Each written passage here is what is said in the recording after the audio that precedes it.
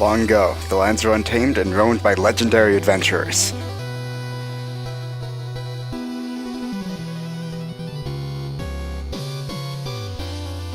But although the land is peaceful, for some, freedom is a far-gone memory.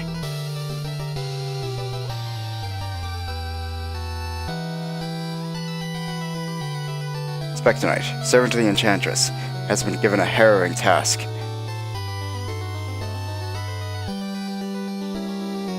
He must recruit a group of knights and form an invincible order.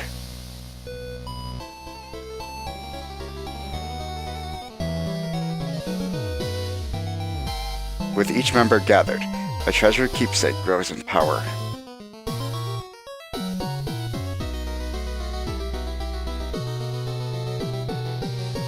An artifact that can restore his humanity, but only when his task is complete.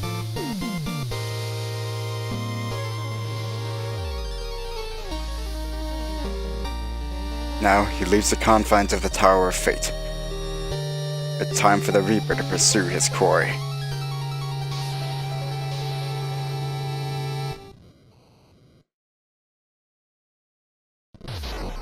Hey everyone, welcome to Shovel Knight Specter of Torment. This is a prequel story to Shovel Knight that I promised to do sometime before King of Cards, when I finished my Plague of Shadows playthrough. And well, this is certainly before King of Cards, at least I hope. It doesn't come out like tomorrow, then it should be fine. But Specter Knight plays a little bit differently than Shovel Knight. You can already see he can climb up walls, and you've been seeing me use a dash attack. That is done when you're close to an enemy in the air. If I'm jumping next to this beetle-like thing, you can see that there's a red flame thing going through it. If I hit the attack button, I just dash right through it. This allows you to dash through enemies to walls that you can climb up. Any wall with, say, grass on it like this, well, I didn't want to do it there we go. Like that, you cannot climb on. Basically any covered wall. And it's really easy to see any wall you can and cannot climb on. Each stage has a different pattern for it, but it's still really easy to see in every stage what's climbable and what isn't. There's also those lanterns placed around the stage to give you dash points. Otherwise, he doesn't really play that much differently. You might notice he doesn't really have a downward attack, but he can still make blocks below him by just jumping. I don't really know how that works. I guess his feet are just really pointy, like they're cleats or something. I don't know, but either way, it works, and it's fun, so I don't particularly care. But yes, Specter Knight doesn't play that much differently than Shovel Knight when you look at him, but the changes that are there are so fun and make him such a unique character to play as. And not only that, what helps is that his stages are completely unique, unlike Plague of Shadows, where the stages were the exact same, pretty much, besides a few sections here and there, as Shovel Knight's. These are completely unique stages with just the same theme from Shovel Knight. But even then, that's being a bit, not kind enough, I guess? Because yeah, the themes are the same, like this is still very obviously the plains, but the background is completely different, and the music is completely different. Specter of Torment has completely remixed music to match the more solemn, sadder, dare I say, edgier tone of Specter of Torment. I love that they went all out with this campaign to make it an actually new experience instead of the, let's say, familiar one that was present with Plague of Shadows. And mind you, I don't think that's entirely a bad thing. That Plague of Shadows was familiar, but I absolutely prefer Specter of Torment. I'm going to say right now, this is probably my favorite Shovel Knight campaign out of the three. Obviously, we don't have King of Cards yet, so I can't exactly say for sure, but I think out of the three, this is definitely the one I enjoy playing the most. And we'll get into why exactly when we get into the more specifics of the game, but that's a bold claim, because I do still love the original Shovel Knight campaign, and I don't hate Plague of Shadows, as much as I kind of roasted it during my playthrough of it. I definitely don't hate it, it's just, I think it has some glaring issues that don't really match with what I like out of video games, I guess. I know a lot of people really do like Plague of Shadows, and that's fine, of course, but not really my style of game, I suppose. But Specter of Torment, oh my god, I love it so much. For how familiar Specter Knight plays, the levels and the music and the tone and the small differences that are present with Specter Knight, at least in its basic playstyle, are definitely enough to make this feel like a unique campaign. You might have also noticed that our health is will and our darkness, or our magic is darkness. That is a set meter. We found a will-wisp in that chest, and that is basically our reward for every level. We don't find items in levels. the only reward we get from levels are Will and Darkness. Darkness is going to be used to use the items in this game that are going to be called Curios that we'll get into later. Not Cheerios, Curios. Man, these dragons just don't stand a chance. Specter of Torment has amazing combat, in my opinion. Not only through Specter Knight himself is really fun with the dash, but just with the Curios as well are going to make it really fun. Of course, we'll see that soon enough. Let's pick these blocks here, we got these slimes. So yeah, this whole part so far has basically been me gushing about Specter of Torment. Like, obviously this room is basically the same, but how much of the planes have you really been able to recognize so far? Very few rooms are exactly the same. And I think it goes to show that they found, I mean, I guess they could have designed unique levels for Plague of Shadows, I guess, and I would have heavily preferred they would have, because the sections in Plague of Shadows that were designed specifically for Plague Knight were really fun and I loved them. But then the rest of the game kind of fell flat because it obviously wasn't designed for him. But then you get into a game entirely designed around Specter Knight that complements his playstyle, and not only that, we're actually going to get remixed bosses as well that match our playstyle. And that's so good. Halt! These foul lands are no place for commoners. Turn back, whoever you are. Fool, I've come here for you. You will kneel before me, bow before the Enchantress, and join her order. Your cutting words are no match for my cutting blows. I'll teach you a lesson in humility. Come, Terrapin, my shelled steed. So fucking Black Knight just has a turtle, which I guess it's not that surprising. Well, surprising might be the right word, but like too ridiculous. But it matches his design very well. I'm surprised he found a turtle that so matched him, or maybe he painted the turtle, which that might be illegal, I don't know. But this fight plays completely differently because of that. Well, kind of. Once you knock him off his turtle, it's actually pretty much the same, but while he's on his turtle, he has completely unique attacks at least. But not too hard of a fight. Just keep dashing at him, not like give him any options right now, and you'll get him soon enough. Just watch out for his little dash thing that makes it so he's invincible, and account for that. Not too bad of a fight, though. The fighting style. Could it be? Donovan, but you were claimed by the tower. The tower grows in power each moment. The Enchantress has plans for you, and will grant you what you desire. I won't be led astray. You standing before me means there's hope for the one I seek. I'm glad you were safe, Donovan, but keep your distance. The Donovan I knew would surely know better than to pursue me further. So, Specter Knight has a name besides Specter Knight, Donovan, and apparently Black Knight knew him?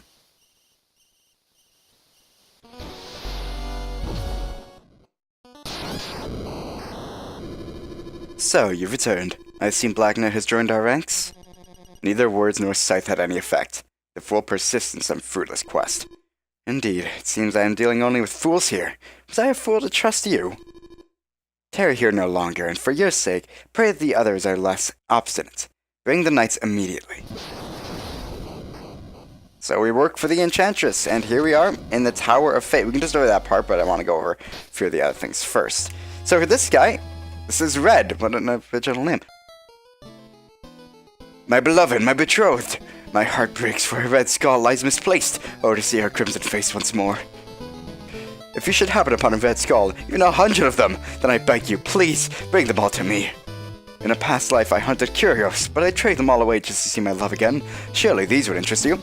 So this is where you can buy your curios with those red skulls we were finding in the planes and the levels. So we have 3 here. We have the Will Skull, which will let us regain Will at any time at the cost of darkness. We have the Dread's Helm, which is just going to be a really strong attack.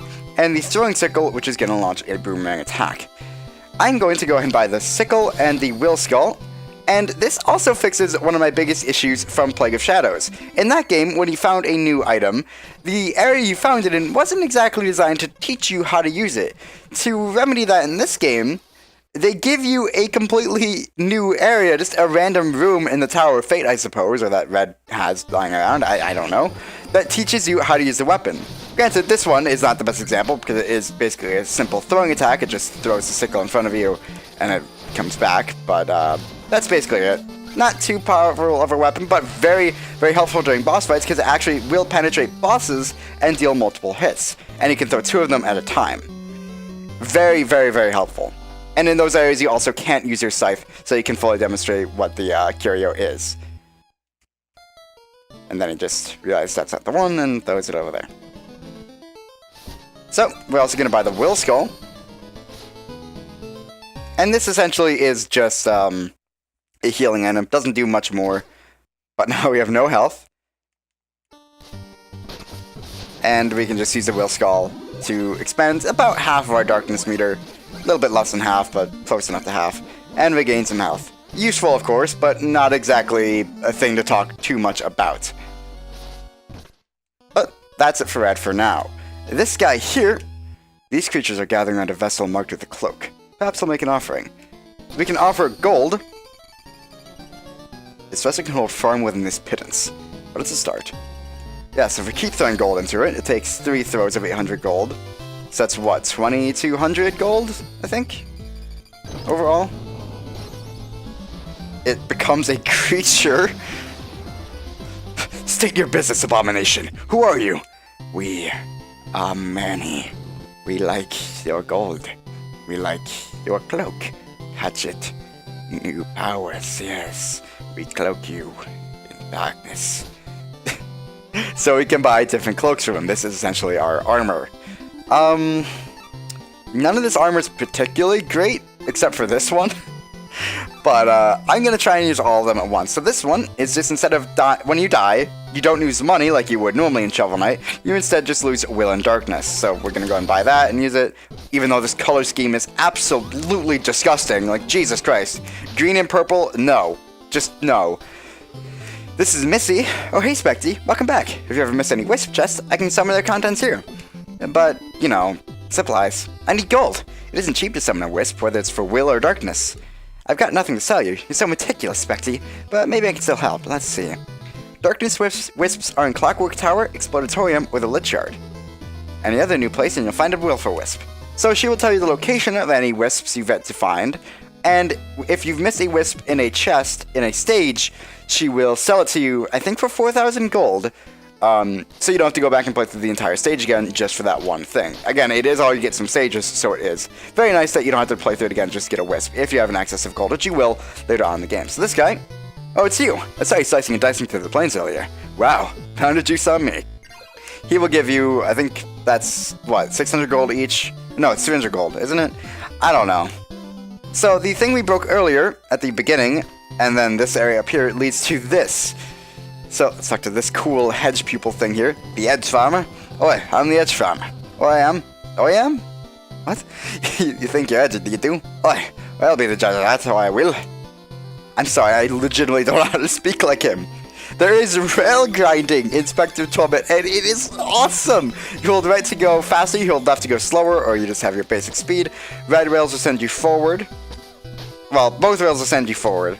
They're just going in opposite directions, so blue rails are going right, red rails are going left. That's all. And this wall here, we can break, and leads to, I would say, a fairly infamous challenge. From Horus. Ah, welcome. Few visit the Endless Perpt, but for the brave, I offer a brief diversion on my own design. As if the Enchantress has time for diversions. I've been here for longer than she. I merely reward the odd seeker of thrills, and none harm me. Care to play my game? If you fare well, there may be a reward. Absolutely. Ah, then we shall begin. Please board the platform.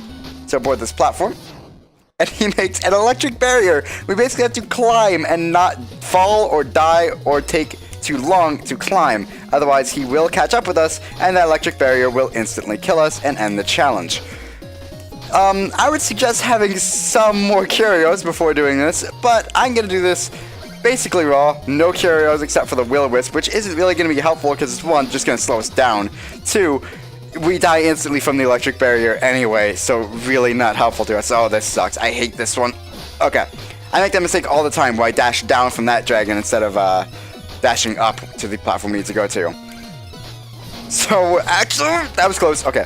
We're doing pretty well. I've done this on my first try without any curios several times, but I really have no guarantee that I'm actually going to be able to do it. It is really tough, but I've spent a lot of time practicing this, because I do like this challenge. Oh, please. Okay. I'm not going to spend my time killing enemies or getting too much gold, because this is not really worth it right now. Well, it is worth it right now, because we do need gold, but like, I'd rather complete the challenge than actually get more gold and risk my life. Okay, that was stupid. I wish I had broken both. Okay, there we go. So the layout is somewhat random. There are like certain patterns you will see. Like I very much recognize these certain sections. Oh, okay, this sucks. Okay, I do recognize certain sections here, but the exact layout is fairly random. Okay, look. Okay, I can see the electric barrier. There's also a little thing on the left, so you can see exactly where Horus is in comparison to you. Jump. Okay. Take this right path. Oh, no. Just jump over here. I'm not dealing with this. We need to go this way because it's faster. Don't have to deal with that knight. Don't have to break through as many blocks. At least I think so. Either way, we didn't have to deal with a knight, so it's a lot easier. Go wait for these jellies to not be electrocuted. Okay. Got it. No, jump that way. Okay. So I'm here, just jump off of there, go through these lanterns. Oh my god. You can also see how close we are to the top. We're actually not that far away. Can I just make this? I can't. I need to wait. I'm not sure if it was faster to take the hit or what. Probably wouldn't have mattered because the flames go away so fast anyway, so probably would have actually been slower to take the hit because we've been in a bit of a stun lock for a little bit. Not stun lock, but a stun animation. Okay, so these green things we haven't seen yet, but they are bouncy lanterns. They bounce you in the opposite direction. I'm gonna miss this. In the opposite direction you hit them, and this long stretch means you made it! Yes! Whew, my god.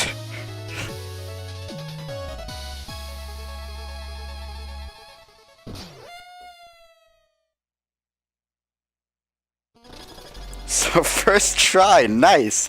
I'm impressed. You're bested my challenge. Well done. And we get a ton of gold for doing that. Really nice to get this much gold early on. And you can keep doing that over and over again. I believe you get the same reward every time.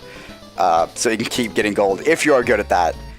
I don't really want the stress again, so I'm not going to be doing it again. But you can. It sure is drafty in here, but still I carry on. Just a joke, you know, about scavenging for customers. Okay. Guess there's still a vulture here for some reason. I don't really know what that's about. So this room is literally the best room in the entire game. We have these little purple orbs. Let's try that again. These little purple orbs we can launch over to this side. And there's this adorable little cat, and we can keep hitting the ball, and it'll chase the orb. And oh my god, it's so cute! I know it's a cat, but it's adorable. I love it either way. And I just want it to be happy. Oh, it also gives you a bunch of money. That's nice. I should probably collect that. Eventually, it will stop giving you money, but, like, come on. How can you not want to continue to play with this damn thing? It's so cute. I don't even know what this thing's name is, but I love it so much. It's adorable. It'll nuzz the bro. Nuzz? Don't. No, buddy. Don't knock that down the pit. He will get sad if he does that, and I don't want him to be sad. Aww.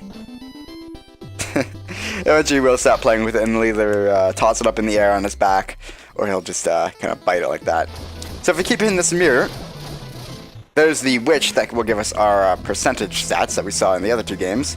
Ride and blight and fire is bright. Your feet are laid prepared to my all-knowing sight.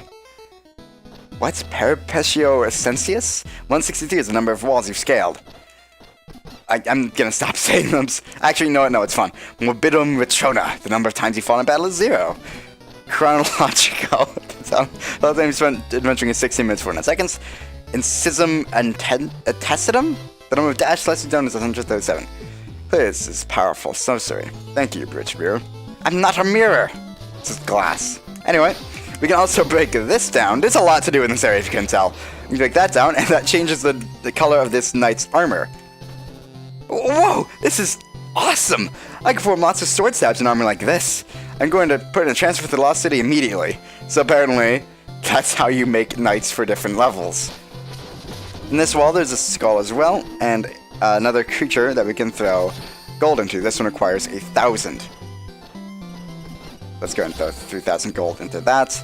We don't really need much else for gold in this specific area at the moment, so we can just go and waste all of our gold now. I'm supposed to have enough gold to do everything I wanted in this episode. Usually, I can't take care of both these things at the same time. We be legion. Curious. Gold. Hey thee up. How we full we make. So this is just where you can upgrade your curios to make them more powerful. They each require 4,000 gold, so clearly we can't afford that right now. Are you having fun, buddy? Aw. Clearly we can't afford that right now, but it is something, of course, we will want to do later. These things just destroy your darkness, by the way, these lanterns. Anyway, that's about it for that whole thing. Hail, Lord Specter Knight. Glory to the Enchantress. She has entrusted me to operate this dark portal. Cross through it, and you'll reach your target in a mere moment. Shall I prepare the magic mirror for your departure, my lord? Sure. And you can see that Specter of Torment has completely non-linear progression. This is exactly what I asked for with Specter of Torment, or Plague of Shadows. And oh my god, thank you! Jesus! I love this, and it makes sense too, like, just whatever night you want to go recruit, just go to it then. I love that Specter of Torment is everything I asked for from Plague of Shadows in my playthrough. It's so good, and I love this campaign so much.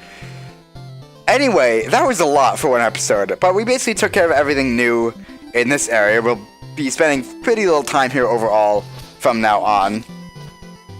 You can also access the, as I mentioned before, you can access the rail grinding area from here, but that's, I don't know why you can, honestly. It seems kind of pointless, but you can. And yeah, that's basically it. So after the amount of gushing I've done in this episode, you can probably tell I'm a big fan of Specter of Torment. I think it's amazing. But for now, that's going to be it for this episode. Next time, we'll take on our first knights. We're going to be taking on Polar Knight at the stranded ship. So, see you guys then.